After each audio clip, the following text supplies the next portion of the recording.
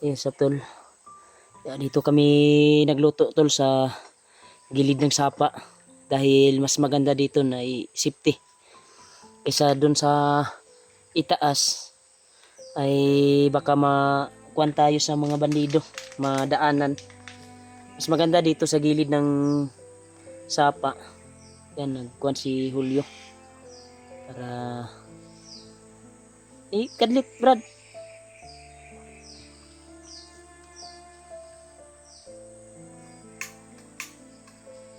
Kusig gamay. Na, yan. Nagkuhan kami tol upang mainitan yung sikmura namin. May mga pagkain naman kami dyan na binili namin sa tindahan. Mga dilata at lakimi at kape. Magkape kami dito dahil sobrang lamig. Sobrang lakas ng ulan. Nagpaana si Julio. Sinilas. Nagsanilas siya. Mas maganda dito na dito tayo magkuhan Brad. Dito tayo magkuhan talaga. Sa sobrang lakas ng ulan tol ay yung tubig sobrang lubog, sobrang kuhan talaga dahil sa lakas ng ulan sa bundok. Ito yung kalalabasan ng tubig, parang Milo. Pero okay na to dahil safety naman dito sa area na ito. At mas maganda dito makapahinga dahil komportable ka talaga dahil sa gilid ka ng sapa. Walang makakita sa iyo kapag may mga bandido na nag-aligid. Pero kung may pupunta man dito, makabantay ka agad dahil marinig natin yung ingay sa itaas. Yan. Makapaghugas tayo, makapaglamos kahit lubog yung buwan. Inay na tumutin. Ako may duwa ka butin diya. Para makot pa muna. Doon nakabutin akong huro. Pero mas maganda yung butin tol dahil matagal maubos. Kahit ilang luto na yung gagawin mo. Kuhan pa rin. Matipid. Yan, sobrang lapok ng boats ko tol. Dahil sa malakas yung ulan. Sukol manig kuhan ng akong boats. Sukol o kuhan tol. Sukol o suwasan. Sana tol ay mahanap namin yung kuhan namin. Si Kuya Bads ay paakyat na siya sa bundok.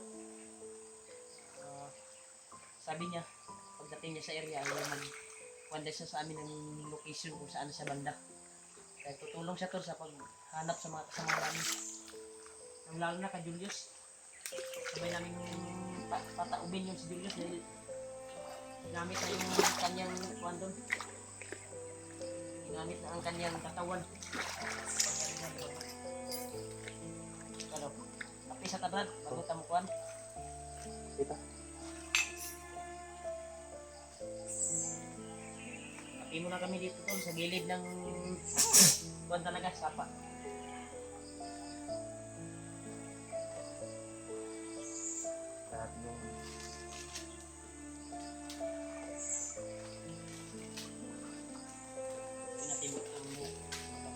Magbukal yung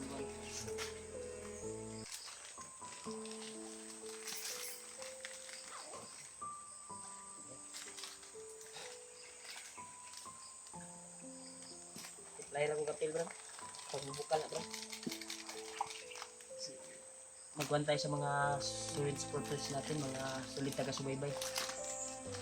Ako'y lubos na papasalamat talaga sa ito sa walang sawang suporta. Palagi pa rin kayong nakaagapay. Palagi pa rin kayong nanonood sa video namin. Kahit delikado yung ginagawa namin. Pagbutihan namin tol na matulungan yung mga kasama namin. Ito sumas ko talaga sa pagdarsal nyo po. Pagmamahal sa amin. Thank you talaga. Na umakyat na si Kuya Bads tol. Alang-alang sa mga kasama namin na kailangan tulungan at hanapin. Kaya si Jojo ay nakita namin yung video. Nasa critical area din dahil maraming bandido nakapalibot sa kanya. Eh sana ay ilayo siya sa kapahamakan.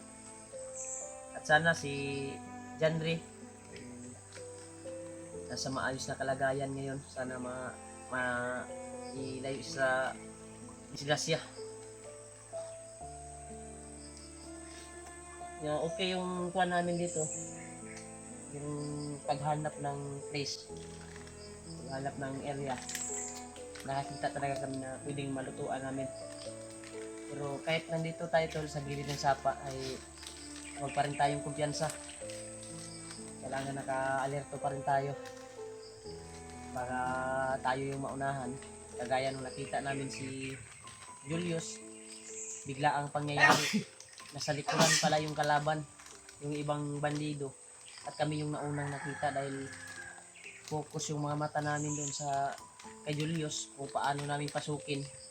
Dahil maraming nakaalalay na mga tauhan niya at mga nakatilang pula, nakatilang tela sa kanak noo. Doon kami nakapokus kaysa likuran hindi namin namalayan. May paparating pala na ilang grupo. Iba din yung nakita namin sa atubangan sa harap na dumating. Kaya buti na lang ay sa awa ng Diyos ay nakaligtas kami. Pero yung nangyari yung sagupaan ng tol ay nagkahiwalay pa kami ni Julio. Pero sa ngayon ay nagpapasalamat ako na nagkita kami. Bukalag kita. Bukalag nga ayaw para maluto din ang kuan. Maluto din ang kupiko ba.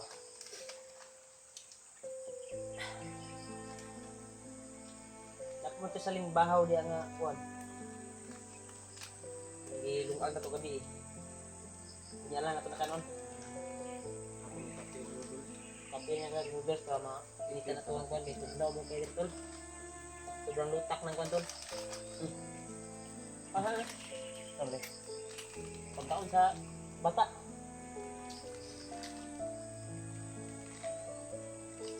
Ilan yung naiwan na si Chirian na pinuntahan ko na tindahan nung naadaanan natin. Tingnan may dumating na gising. Bili kami ng ulam. Mga dilata.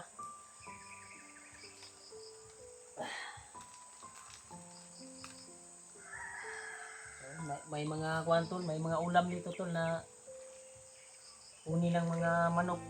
Pero napakahirap ulihin yan dahil kahit rinig lang ng kwantol pa ay makabantay ka agad yan.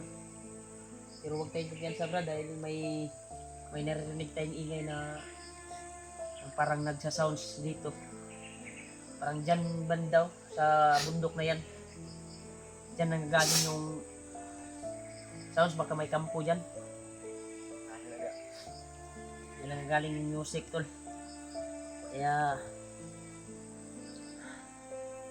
ako'y lubos na ko pasalamat talaga po sa inyo sa walang sawang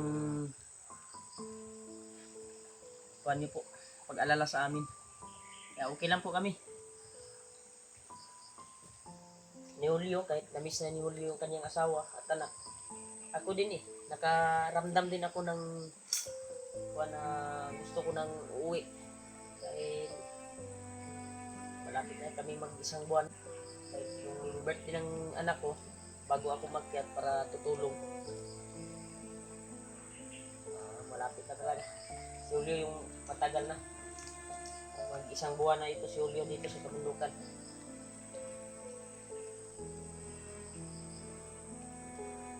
Tol, init na yung buwan tol. Nainit na yung pas mo na yung ba. Puro gamay mo tol. Mga gina na ito gamay bro. Ano na? Picture na to. Tama na? No. Lasa ko no. Kopi. Tapos laki ni. Para sa mura namin.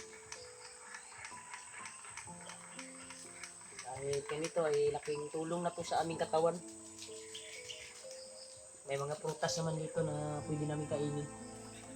Pero iba talaga kapag kanin yung kakainin, yung katawan mo ay healthy at napakakuan talaga. Makakatulong din sa katawan. Yung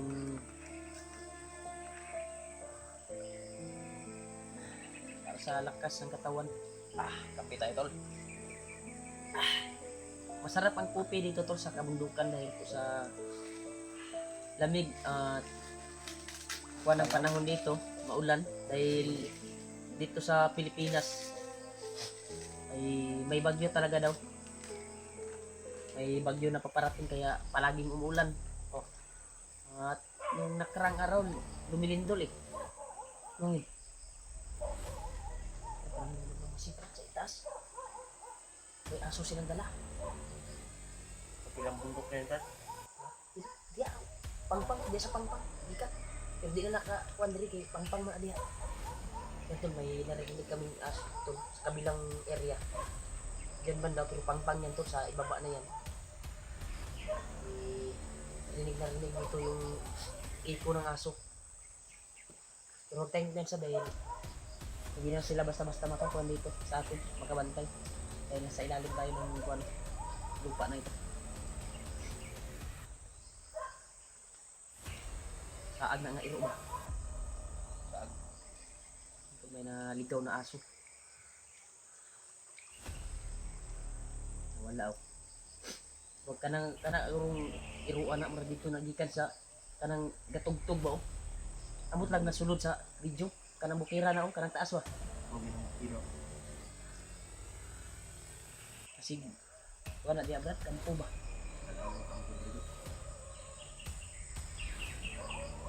Tol, nakarinig din kami ng usap-usap ng mga bandido tol. Si Commander Butakal ay may dalang mga bata na 2. Kaya nakabasa din ako ng mga mensahe at mga iwan ko ba kung yung dalang ni Butakal kung pamangkin ko ba yun dahil may balita akong nakuha Brad sa messenger may nabasa din ako sa mga chat ng mga supporters biyag daw ngayon ang kuhan Brad ng bayaw ko si Edward pero sa palagay ko lang tol yung narinig namin na kuhan ba dala ni Butakal na bata narinig namin sa kuwan baka pamangkin ko yun or hindi pa ako sure dahil nakarinig talaga kami ng kuwan talaga tol ng sabi-sabi ng mga bandido kuwan namin may aso talaga naligaw kaya butihan namin nga na magbantay kami dito baka may biglang sumulpo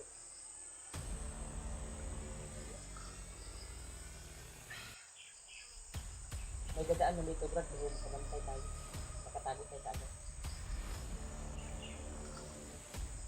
kaya nagsubay sa kuwan ba sinay sa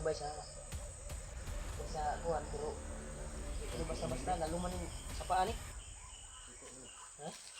Ito na yan? Talungin mo. Matapos na magkape mo. Hindi yung kapihin natin. Lalo na mo?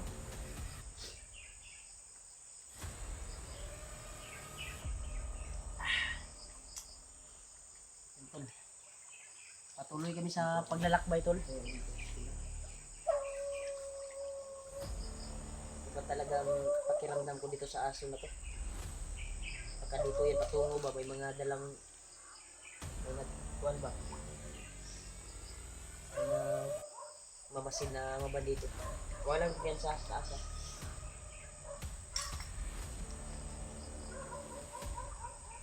Saan banda? system ka dili. Sa tagakapit abantay ka dili sa babo.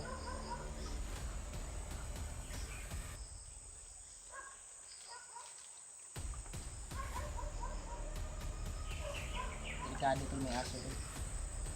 Pero nandito naman kami sa sapa, gilid ng sapa. Dahil ang sa taas nito ay patag na maraming kaungyan. Yan yung nagasubay-subay yung buwan. Ito, daanan din ito eh. Ang mga bandido pero parang hindi na nila na kwanto. Ibang tagal na. Dahil walang mga apak. Meron apak natin, bago. Hindi ka kumpiyansa ng iro, Brad. Maingay yung aso. Na babaw ha, masig yung silit niya. Matahon na to ulit siya.